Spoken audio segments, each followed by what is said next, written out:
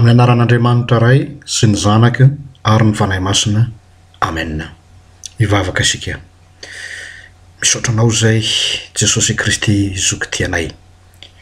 Ianao ilay maty teo amin'ny fijaliana kananaiky ny fahafatesana ho anay. Andriamanitra tsy nalala ota ianao nefa tonga ota. Andriamanitra tsy nalala zany fahafatesana zany ianao satria ianao ny loharanomaina. Dia nefa dia naalala zany fahafatesana zany ary nanome fiainana ho anay. Tsy hainay tsy saotra sy oby ny anaranao no zany fitiavan-dehibe zany. Ankehitriny dia tianay ny hiverenana indray sy hanazavana zany amin'ny olona. Tsy hanadinon'olona mandrakizay ny fitiavanao ka tsy ho zavatra maivandanja aminy fa ho tena sarobe tokoa. Dia vy Jesosy io hazavao aminay izany halaliny sy hahavony zany fitiavanao anay zany. Anaranao mangatana izany. Amen. Ripany malala fa miarabantsika amin'ny anaran'i Jesosy mamangy sy mitsidika ny tokantranontsika tsirairay na iza misy atsika na any Madagasikara na any ampitan-dranomasina na any amin'ny hopitaly na ao amin'ny trano misy atsika na iza isaorantsika Andriamanitra no fisiany tony fitaovany tony izay tena afaka mitety vohitra sy tanàna ary faritra maro ka tsy asakana ny handrenesan'ny olona ny tenin'Andriamanitra. Manaraka izany dia miroso hatrany amin'ny fandiniantsika ny lohahevitra izay nandiniantsika ny amin'ny hoe Kristy voaombo sy ny hazo fijalian'i Kristy, ka anio sika hiroso ny amin'ny hoe Kristy tonga ota. Ampatsahivina fa ho atsika izay mila mamerimberina sy te hiaino zany indray mandeha dia azonao atao tsara ny miaino izany ao amin'ny page Facebook raha manatombontsoa Jean-Luc, dia aonao afaka misitona ho anao na koa hiaino mivatanao dia aonao fanaroma indray zany. Ampatsahivina ihany koa fa ho an'ny olona rehetra izay any ampitan-dranomasina dia azonao atao ny miaino izao fandarana izao isaky ny larobia amin'ny fitora sasany ora ny Madagasikara. Tsindrina tsara ora ny Madagasikara, anjarantsika mijery zay ora misy atsika tsirairay avy any amin'ny larobia fitsosany ora Madagasikara eo amin'ny www.radio-rvm.com. Ho an'ireo izay te hifanerasera na te hametra-panontaniana miainga avy amin'ny fampianarana izay natao teto dia ao ny adresy mailaka pastorajeanluc@gmail.com. Hiroso arsika amin'ny tenin'Andriamanitra izay anjarantsika anio dia hoe Kristy tonga ota. Ny teny iangatsika amin'izany dia Koritianina 2 mazava ho azy toko 5 andininy 9 ka hatramin'ny andininy 120. Koritianina 2 toko 5 andininy 9 ka hatramin'ny 120. Amin'ny anaran'i Jesosy toy izao nivaky ny teny. Koa dia tsy ny mahalala olona itsony araka ny nofo isika enina dia nafantatra ny Kristy araka ny nofo azy isika ankehitriny dia tsy fantatsika araka izany intsony izy koa raha misy olona ao amin'ny Kristy dia olom-baovao izy efa lasa ny zavatra taloha indreo efa tonga vaovao ireo fa izany zavatra izany dia avy amin'Andriamanitra izay nampiavana antsika tamin'ny alalan'ny Kristy sady nanome anay ny fanompoana fampihavanana dia izao Andriamanitra ao amin'ny Kristy no nampiavana izao tontolo izao taminy ka tsy nanisa ny fahadisoany ary efa napetrany aminay ny teny fampihavanana koa dia iraka solon'ny Kristy izahay toan'Andriamanitra mampangataka anay aminareo solon'ny Kristy izahay ka mangataka indrindra aminareo hoe mihavana amin'Andriamanitra ny ianareo izay tsy nalala ota dia efa nataony ota hamonjy antsika mba ho tonga fahamarinan'Andriamanitra ao aminy koa isika. Amen.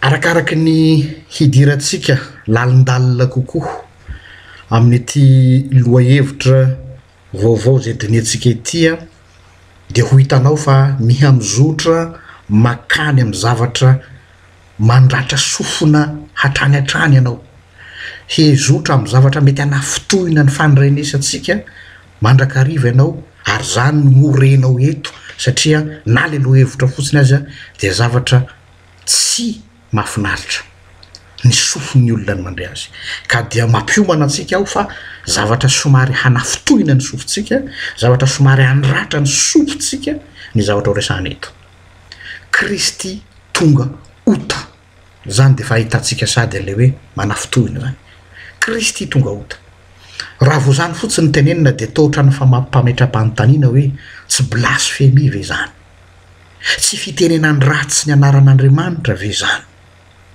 hoe Kristy tonga ota fa nga adinonao moa fa inona moa no tsy teny ratsy izay tsy natao an Jesosy raha niatrika izany azo fijaliana zany izy inona teny ratsy izay tsy niatra taminy akoatra ny rora akoatra ny kapoka izay efa mahazatra antsika ny naheno an'izany tsy lazaina intsony zany fa ny teny ratsy natao azy niesoeso teny sy ny sisa sy ny sisa ka eto tsy ny hampitsetsetra antsika mihitsy akory no tanjoko ary tsy zany no antony hitoriana ny tenin'Andriamanitra hampangorankoraka ny fonao fa ny tena ho tendrena eto dia ny hidirantsika lalina ho amin'izany zavatra manahirakirana ny sofintsika zany hoe hatraiza amin'ny lalana tsy tokony ho nalehany hatraiza ny lalana tsy tokony nalehan'Andriamanitra nefa nalehany hamonjena ny olona io no tiako atongavana hatraiza ny lalana tsy tokony ho alehan'Andriamanitra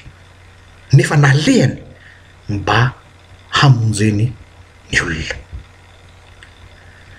mba azontsika tsaina ve zany hoe tsy nahalala ota nefa dia tonga ota raha zay frazy zay fotsiny zay fizateny zay fotsiny oetraretina hoe tsy nahalala ota nefa tonga ota matetika moa dia sahirana mafy ny mpitory-teny mitory an'ity texte ity mitandrina fatratra mitandrina tsara ka mametraka tsara ny atao hoe nuance na ny elanelany mba tsy hifangaro ao amin'sain'ny olona zay mandre hoe tonga ota fa tsy tonga mpanota io tsindrina foana io ny antony dia mba hanindrina fa tsy mpanota akory Jesosy marina zany zany hoe mbola misy fitandremana ihany ho iarovana an Jesosy mba tsy dia ho voaloto loatra fa za kosa nefa dia milaza etoana fa mbola ratsy lavitra noho ny hoe tonga mpanota ny zavatra resahako eto satria tonga ota mihitsy izy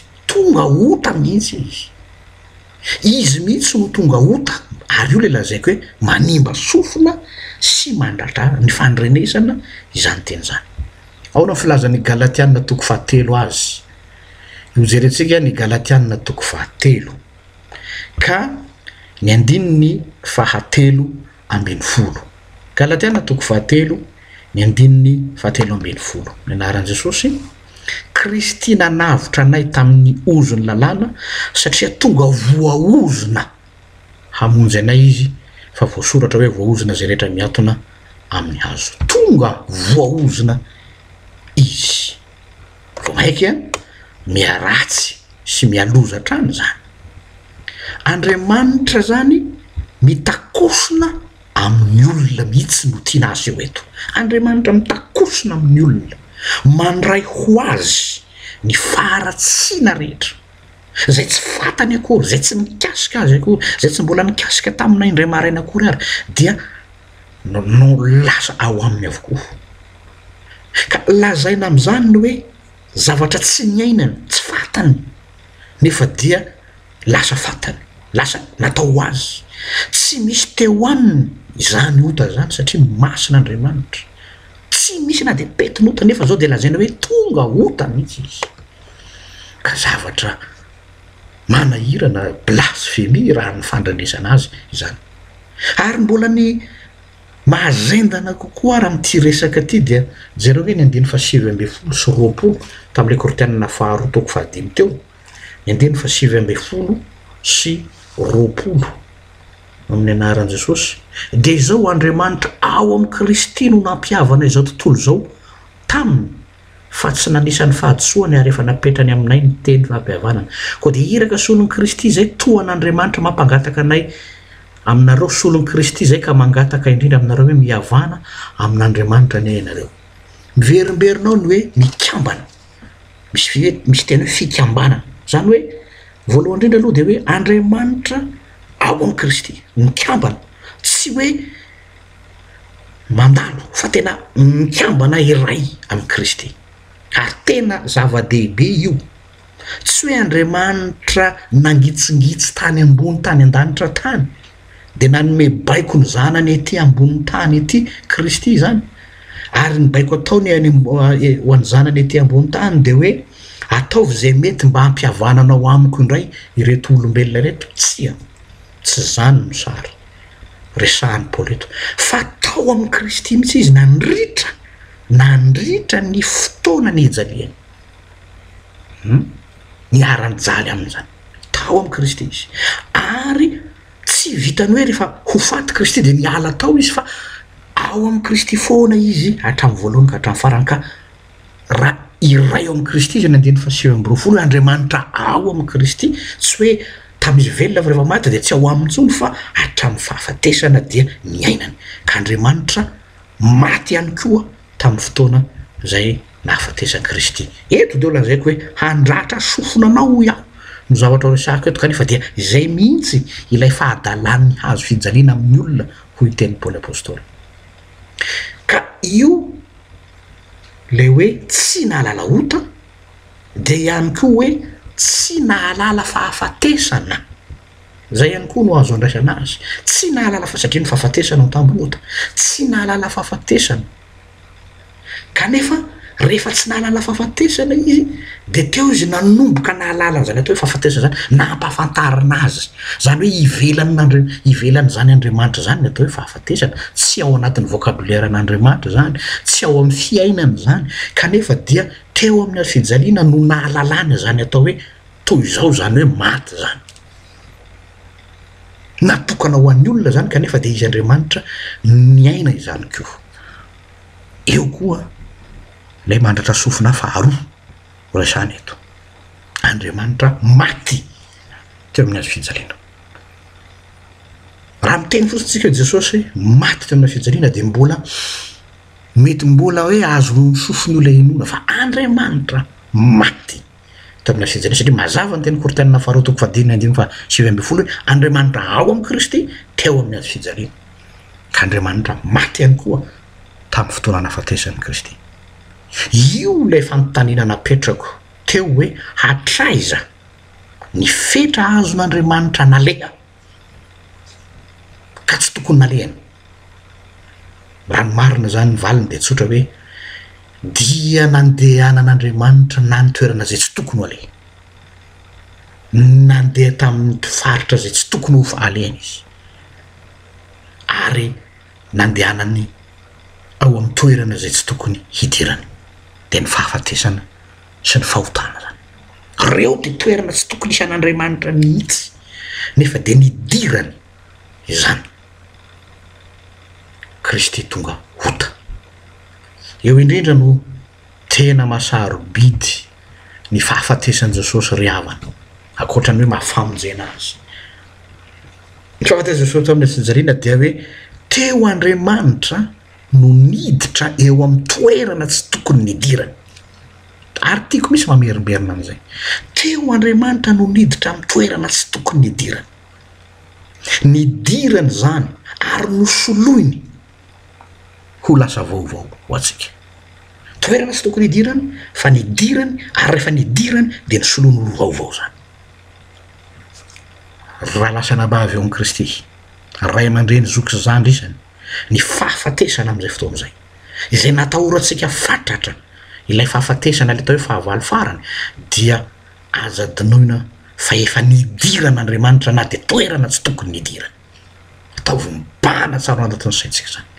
Ilay tsy tokony ho tao dia lasa nidirany mba ho hainao sy ho fantatrao ny alaliny zany fitiavan'Andriamanitra zany.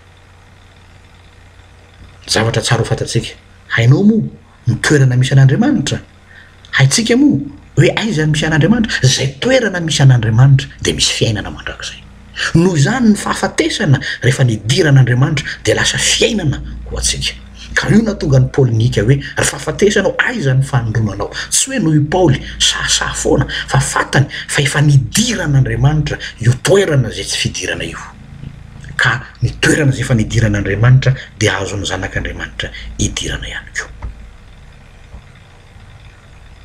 Tsy mbola vita hatreo ihany anefa fa noho zany fahafatesan'ny Kristy teo amin'ny azy fijaliana zany dia arak'ilay teniko teo hoe misy hoe fikambanana, lasa mikambana amin'ny Kristy koa isika, lasa narafitra eo amin'ny Kristy koa isika, lasa nakambana ho iray amintsika. Nday mijerentsika ny Romanina toko 4 andininy 4 ka hatramin'ny 5. Romanina toko 4 andininy 4 ka hatramin'ny 5 amin'ny anaran'i Jesosy. Koa niarana levina tamin'ny batisa ho amin'ny fahafatesana isika, mba ho tahaka nananganana ny Kristy tamin'ny maty tamin'ny voninahitry ny ray no handehanantsika kosa amin'ny fitiainam-baovao. Fa raha nampiraisina tamin'ny endriky ny fahafatesana isika dia ho tahaka izany koa amin'ny fitsanganana. Amen. Teo amin'ny azo fijaliana no nahafantaran'Andriamanitra izany atao hoe fahafatesana zany hoe aho. Fa tsy izay ihany fotsiny, fa eo amin'ny azo fijaliana koa ho setriny zany. Teo amin'ny azo fijaliana koa no nisantarantsika koa zany hoe fiaina mandrakizay zany. Zany hoe toerana fizarana zany io, lieu de partage. Eo Andriamanitra no mandray le fahafatesana ka miainana zany hoe toy izao zany fahafatesana zany ka fantatr'Andriamanitra. Ary teo koa zaho no nandray sy miainana zany hoe ahoana zany fiainana zany, satria ray amin'ny Kristy aho. Eo no misy zany fifampizarana mahafinaritra, tsy azo eritreretina, tsy azo pesipesena izany. Ary io no mahavariana amin'ny hazo fijalian'i Kristy, toerana fifampizarana.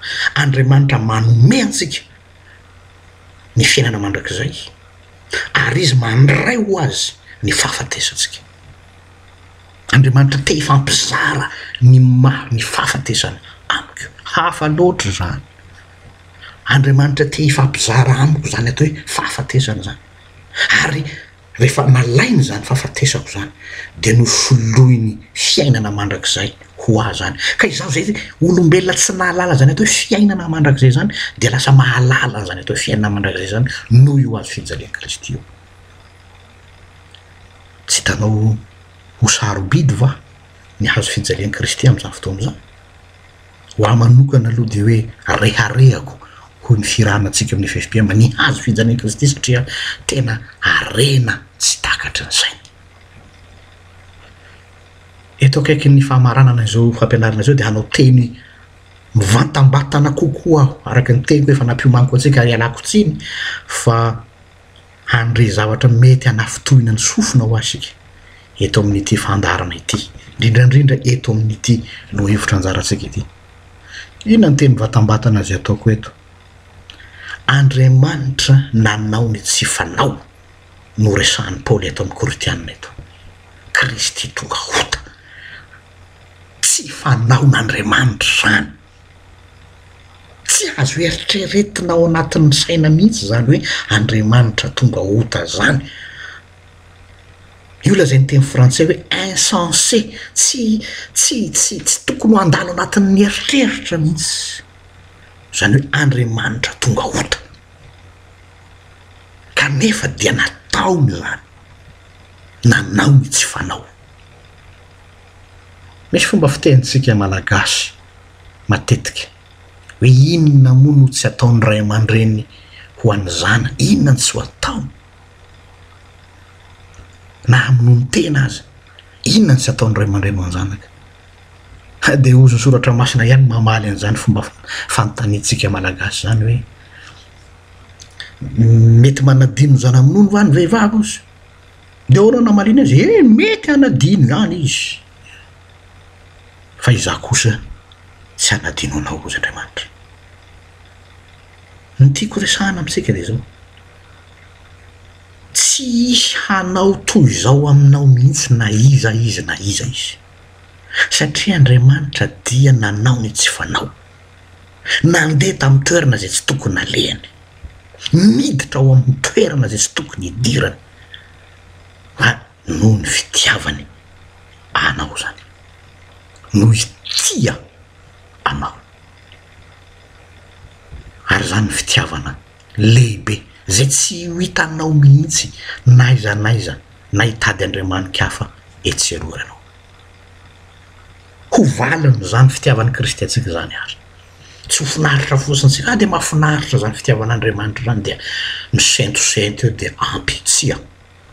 Fa inona ny valiny zany? Eto de lazainy Paoly eto amin'ny Koritiana eto, solon'ny Kristy koa isika satria efa nampikambana taminy de lasa solony. Hitantsika aminao mitambatra de lasa solony. Fantatrao ve ny nataony anao? Raha solon'ny Kristy anao, fantatrao ve ny nataony anao? Zay aloha mila fantarina, inona ny nataony Tompo anao? Hatraiza ny toerana nalehany ho anao? Noho izany ary marina fa tsy hoe hakatahaka azy tsika, fa ho famalitsika azy. De zao koa fanontaniana perako, hatraiza koa no alehanao ho an'i Kristy? Hatraiza koa ny ho alehako, hatraiza ny ho alehanao ho an'i Kristy? Mety zavatra tsy mbola nataonao mihitsy fa ho ampanaoviny anao, kanefa de zao tsy hitaraina tanany epaka ianao satria solon'ny Kristy ianao. Satria nahoana i Kristy zay ny tomponao io dia niditra tamin'ny tsy tokony nidirana. Tsy fantatro hoe inona zany, fa ny tsirairay samy mahalala ny tenany eo anatrehan'Andriamanitra, fa ny fantatro de zao hoe tia atsika izy ka tsy apiditra atsika amin'ny ankizo akory. Voninahitra ny ao an'Andriamanitra zay azatra amin'ny taloha indrindraka ho azy mandrakizay vavakisika. Indrena faliana Andriamanitra, mareny alaliny fitiavanao, lehibe tokoa ny fitiavanao anay ary tianao ho mazava ty anatinay mihitsy. Misaotra anao fa mbola misy fotoana na dia tery aza ny fotoana ny zanak'olombelona amin'izao fotoana izao, samy sepotra tery amin'ny hazakazaka, amin'ny famelomana, amin'ny fianarana, amin'ny adidy, amin'ny kilalao, amin'ny zavatra maro samihafa, nefa de mbola misisika ianao te hanazava hoe tianay loatra ianao. Jesosy io, tsy haiko ny nampita ny teninao kanefa ianao no hampita zany eny amin'ny olona amin'ny alalan'ny fananao masina. Misaotra ray io.